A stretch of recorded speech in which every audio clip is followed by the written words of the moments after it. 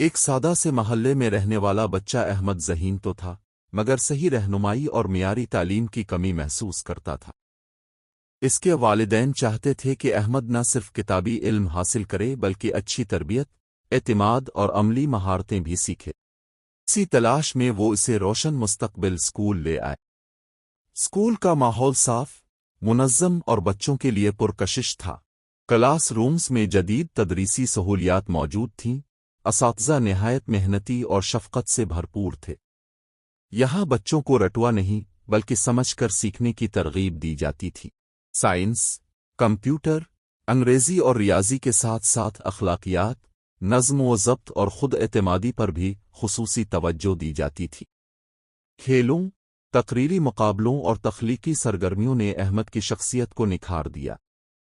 کچھ ہی عرصے میں اس کی کارکردگی، بولنے کا انداز اور سوچنے کی صلاحیت نمایاں طور پر بہتر ہو گئی۔